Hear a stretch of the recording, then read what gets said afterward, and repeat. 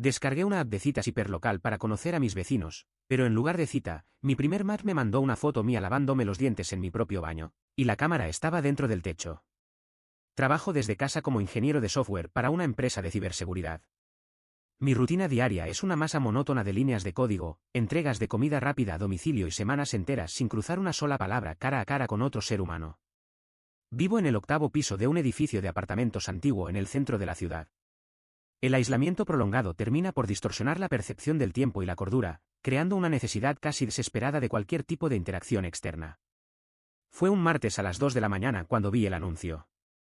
Estaba navegando en un foro de programación cuando apareció una ventana emergente para una aplicación llamada NearConnect. Se anunciaba como una red social hiperlocal que utilizaba ondas de radiofrecuencia de bajo alcance para detectar únicamente a personas ubicadas dentro de una misma manzana o edificio. Prometía conexiones inmediatas y sin filtros algorítmicos.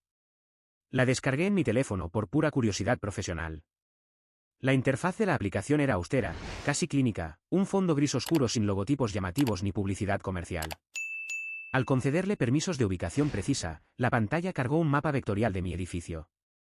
En lugar de desplegar cientos de perfiles como en las aplicaciones populares, el radar emitió un pitido grave y mostró un mensaje en letras rojas en el centro de la pantalla: 3 usuarios registrados en tu radio actual. Me pareció un número extrañamente bajo para un complejo residencial de 12 plantas. El primer perfil correspondía a una mujer llamada Clara, de 31 años. Su foto principal era un retrato en blanco y negro, tomado desde un ángulo cenital muy elevado, donde solo se distinguía la parte posterior de su cabeza y su hombro izquierdo. La distancia indicada en su perfil era de 12 metros. El segundo usuario se hacía llamar Marcos. No tenía descripción personal. Su foto de portada mostraba un pasillo largo y estrecho, bañado por una luz amarillenta y gastada. Distancia, a 8 metros. El tercer perfil no tenía nombre, únicamente una secuencia de 3 ceros, 000. La imagen era un encuadre cerrado de una pared de yeso con una pequeña grieta cerca del rodapié. Distancia, a 3 metros. Deslicé el dedo hacia la derecha en el perfil de Clara, pensando que se trataba de algún vecino del mismo piso jugando con fotos artísticas. La pantalla parpadeó una vez en blanco y desplegó una notificación automática: es un match. Clara te ha enviado un archivo de imagen directo. Toqué la notificación para abrir la ventana de chat. No había ningún saludo escrito, solo un archivo de imagen en alta resolución cargándose en el centro de la conversación. Al pulsar sobre la foto para ampliarla, sentí como si me hubieran arrojado un cubo de agua helada sobre la espalda. Era una fotografía de mi propio cuarto de baño. La toma había sido realizada desde la esquina superior del marco de la puerta, apuntando hacia el lavabo. En el centro de la imagen aparecía yo mismo, de espaldas, vistiendo la misma camiseta gris con la que dormía y lavándome los dientes. En la esquina inferior derecha de la fotografía aparecía la marca de agua con la hora exacta en que había sido capturada, esa misma noche, a las 12:42 de la madrugada. Exactamente 3 horas antes de descargar la aplicación. Mi primera reacción fue la incredulidad, seguida inmediatamente por un golpe de paranoia pura. Miré hacia la puerta abierta del baño al fondo del pasillo. Las luces estaban apagadas. Me puse de pie del sofá de un salto, sosteniendo el teléfono con la mano temblorosa, y caminé hacia el baño. Revisé el marco de la puerta pulgada a pulgada. Pasé las yemas de mis dedos por la madera, buscando cámaras ocultas, agujeros de taladro o cualquier dispositivo de transmisión. La madera estaba lisa e intacta. Miré hacia el techo, detrás del espejo y dentro del extractor de aire. No había nada. El teléfono volvió a vibrar en mi palma. Un segundo mensaje de texto de Clara apareció en el chat: te ves más delgado desde ese ángulo. Deberías cerrar la ventana del tragaluz cuando te duchas. Escribí a toda prisa, con el pulso desbocado, preguntándole quién era, cómo había obtenido esa imagen y amenazándola con llamar a la policía de inmediato. La aplicación procesó el mensaje durante 2 segundos y devolvió un error de entrega: el usuario Clara ha cerrado la sesión. Distancia actual, a 0 metros. Un crujido leve resonó en el techo de escayola del pasillo, justo encima de mi cabeza. Un ruido ahogado, como el roce de tela pesada arrastrándose sobre el aislamiento de fibra de vidrio. Retrocedí lentamente hacia el salón, manteniendo la vista fija en la rejilla del techo del pasillo. Me temblaban las piernas. Tomé un cuchillo de cocina metálico de la barra y volví a encender la pantalla del teléfono. Entré al catálogo de usuarios de NearConnect. El perfil de Clara había desaparecido del mapa. En su lugar, el radar parpadeaba sobre el segundo usuario, Marcos. La distancia indicada había cambiado. Ya no estaba a 8 metros, la pantalla marcaba ahora, distancia, a 4 metros. La aplicación emitió el segundo pitido grave de la noche. Es un match. Marcos te ha enviado un archivo de imagen directo. Abrí el archivo sin dudarlo. La imagen mostraba mi sala de estar, tomada exactamente desde el ángulo donde se encontraba la puerta del armario empotrado del pasillo, un espacio reducido donde guardaba la aspiradora y los abrigos de invierno. En la foto, yo aparecía sentado frente al ordenador portátil, de perfil, con la taza de café a medio terminar sobre la mesa. La hora en la marca de agua indicaba la 1:15 de la mañana. Lo más aterrador de la imagen no era mi presencia, sino el margen inferior de la toma. En el borde de la fotografía se alcanzaba a ver un pedazo de mano humana, con uñas largas, desgastadas y sucias de polvo negro, sosteniendo la lente de la cámara desde el interior del armario. Giré la cabeza hacia la puerta del armario empotrado, ubicada a menos de 3 metros de donde yo estaba de pie. La puerta de madera de listones estaba entornada un par de centímetros, revelando una rendija de oscuridad absoluta en su interior. Me acerqué paso a paso, sosteniendo el cuchillo de cocina con ambas manos extendidas. El silencio en el apartamento era absoluto, tan denso que podía escuchar el silbido de mi propia respiración acelerada. Cuando estaba a un paso de la puerta, estiré el brazo izquierdo y tiré del picaporte de golpe. El armario estaba vacío. Solamente estaban mis abrigos colgados y la aspiradora en el suelo. Pero al bajar la vista hacia el fondo, vi que la pared posterior de contrachapado había sido desencajada del marco. Un hueco rectangular, lo suficientemente ancho para que un cuerpo humano se deslizara de lado, conectaba el interior de mi armario con el registro de tuberías de la estructura del edificio. Desde las profundidades de esa cavidad de obra negra, surgió una ráfaga de aire helado que olía a polvo viejo, humedad y piel no lavada. Alumbrándome con la linterna del teléfono, asomé la cabeza por el hueco en la pared del armario. El interior del edificio no era una masa sólida de concreto. Había una red intrincada de pasadizos de mantenimiento, conductos de ventilación y espacios entre tabiques que los constructores habían dejado vacíos décadas atrás. Era un laberinto vertical que recorría las 12 plantas del complejo sin que ningún inquilino supiera de su existencia. En el suelo de polvo acumulado dentro del conducto, vi marcas claras, huellas de manos y rodillas humanas raspadas contra el cemento fresco, junto con envoltorios de comida usada y botellas de plástico vacías. Alguien llevaba semanas o quizás meses viviendo dentro de las paredes de mi departamento, utilizando el hueco del armario para salir a buscar provisiones mientras yo dormía o trabajaba con los auriculares puestos. Un golpe seco retumbó 3 metros por encima de mí, en la estructura del techo. La vibración hizo caer un poco de yeso sobre mis hombros. Escuché un murmullo bajo, una risita ahogada que resonó a través de los tubos metálicos de la ventilación. Entendí entonces la foto de Clara. Ella no había usado una cámara espía oculta en la pared. Había quitado la rejilla del extractor de aire del techo del baño, metiendo el brazo y parte del torso desde el espacio del desván mientras yo estaba distraído frente al espejo. Regresé a la sala corriendo, empujé la mesa pesada del comedor y la tracé contra la puerta del armario empotrado para sellar el acceso. Mi corazón latía a 200 pulsaciones por minuto. Decidí que no me quedaría ni un segundo más dentro de ese apartamento. Tomé las llaves del coche, mi cartera y caminé hacia la puerta principal de la vivienda que daba al pasillo común del edificio. Giré el cerrojo de la puerta de entrada. La llave dio 2 vueltas completas, pero el picaporte no cedió.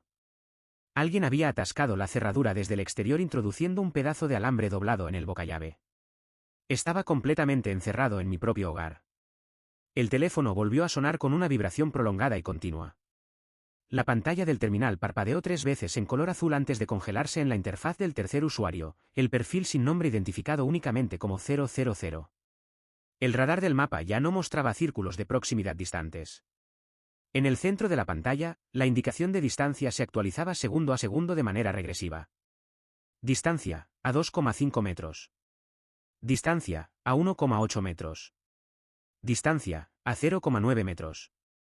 El mensaje de notificación apareció en la parte superior del teléfono sin que yo tocara la pantalla. Es un match.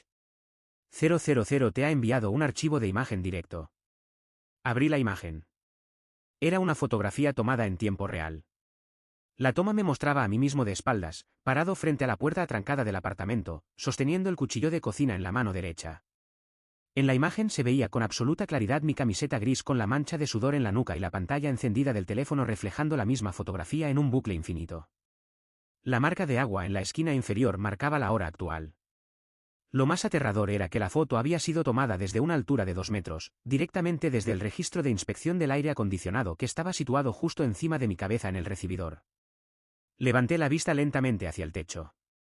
La rejilla metálica del aire acondicionado ya no estaba en su sitio. Había sido desmontada en silencio y descansaba en el suelo, detrás de mí.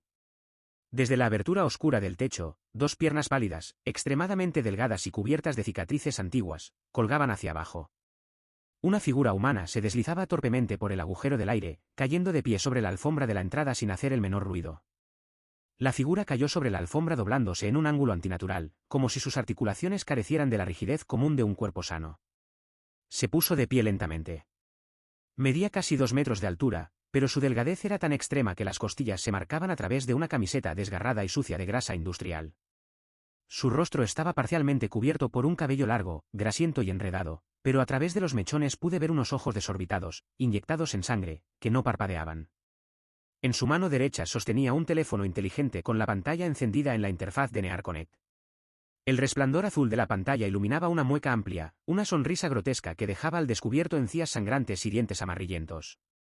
Di 3 pasos hacia atrás tropiezos con el sofá de la sala, levantando el cuchillo de cocina frente a mí. Mi voz salió rota, convertida en un hilo de voz inaudible. Le exigí que no se acercara, que la policía estaba en camino. La criatura ladeó la cabeza con un chasquido seco en el cuello y dejó escapar una risa baja, un borboteo asmático que salía desde el fondo de sus pulmones. Levantó su teléfono y presionó la pantalla. En mi propio celular, la aplicación emitió una nueva notificación sonora: el usuario 000 ha iniciado una llamada de voz de alta fidelidad. Sin despegar la vista de mis ojos, la figura acercó el teléfono a su boca. El altavoz de mi celular reprodujo su voz con una claridad metálica, amplificada y aterradora, a solo 1 metro de distancia. La policía no puede entrar por la puerta principal. Nosotros soldamos los pasadores desde el conducto del pasillo hace 3 semanas. Estás en la pecera. Arremetí a ciegas con el cuchillo hacia el pecho del intruso. La figura reaccionó con una agilidad pasmosa, esquivando el alfilerazo con un movimiento serpenteante de torso y sujetando mi muñeca derecha con una fuerza descomunal. El dolor fue tan intenso que los huesos de mi mano crujieron y el cuchillo cayó sobre la alfombra. Me sujetó por la garganta con la otra mano, estampándome contra la pared del pasillo. Su aliento olía a carne descompuesta y humedad encerrada. Mientras forcejeaba en vano por liberarme, escuché ruidos metálicos retumbando por toda la casa. De la rejilla del tragaluz del baño emergió una segunda silueta, descolgándose sobre el lavabo con una facilidad pasmosa. Era una mujer de extremidades largas, vistiendo ropa oscura y raída. Detrás de la mesa del comedor que yo había colocado contra el armario, la pared de contrachapado cayó al suelo con un estruendo. Un tercer individuo salió del conducto, arrastrándose sobre sus manos y rodillas como un insecto gigantesco. Eran Clara, Marcos y el usuario 000. No eran piratas informáticos distantes ni acosadores de Internet. Eran una colonia de parásitos humanos que se habían instalado en las cavidades olvidadas de la estructura del edificio, viviendo en la sombra de las paredes, alimentándose de la comida que robaban de las despensas por las noches y utilizando la red de radiofrecuencia de NearConnect no para buscar citas, sino como una herramienta de caza metódica para coordinar sus incursiones sobre los inquilinos aislados. Clara se acercó a mí, sosteniendo un pequeño dispositivo electrónico con una antena corta.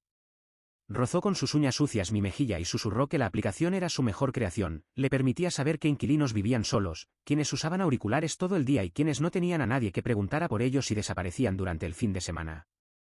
El aire en mis pulmones comenzaba a agotarse por la presión en mi cuello. Sentía la vista nublada y pequeños destellos luminosos bailando en la penumbra de la sala. Sabía que si caía inconsciente en el suelo, mi cuerpo terminaría desmembrado en el interior de los conductos de ventilación sin dejar una sola huella para la policía. Con las pocas fuerzas que me quedaban, estiré el brazo izquierdo hacia la barra de la cocina. Mis dedos rozaron la botella de alcohol antiséptico de 90 grados que utilizaba para limpiar los componentes informáticos y el encendedor de cocina de cuello largo que guardaba en el tintero. Atrapé la botella, desenrosqué el tapón con el pulgar y le arrojé el chorro de alcohol directamente a los ojos del hombre que me estrangulaba. El líquido corrosivo le entró en las órbitas oculares. El usuario 000 soltó un alarido de dolor ensordecedor y me liberó el cuello, llevándose ambas manos a la cara. Accioné el encendedor de cocina. La llama prendió en la ropa impregnada de alcohol del intruso en cuestión de milisegundos. En un instante, una bola de fuego iluminó el recibidor.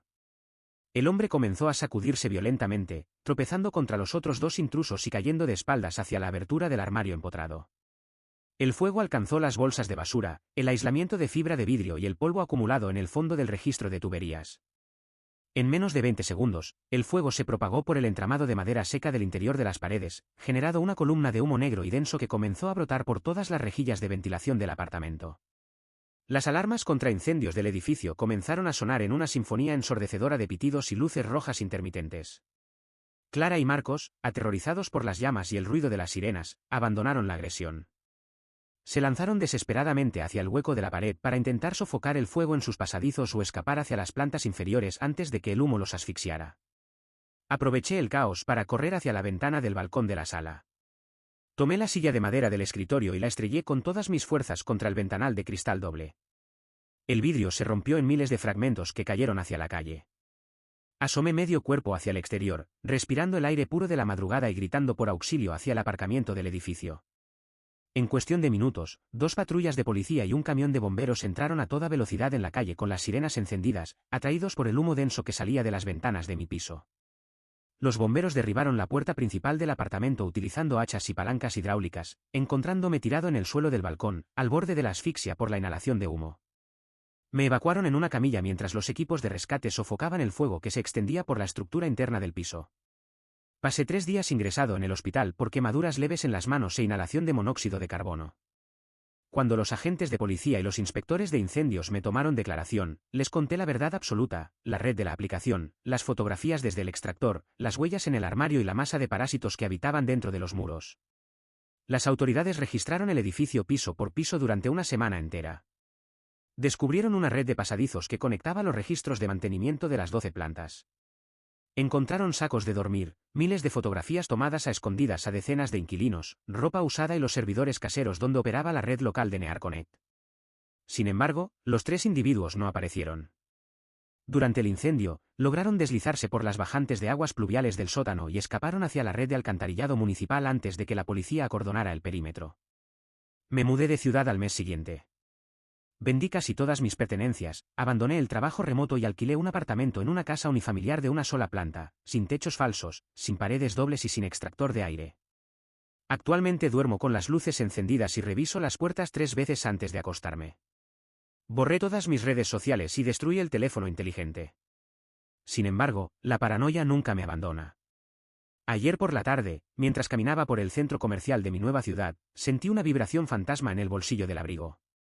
Al mirar la pantalla del ordenador de un cibercafé cercano, vi un anuncio lateral que parpadeaba en letras rojas. NearConnect versión 2.0, un usuario registrado a 0 metros de ti.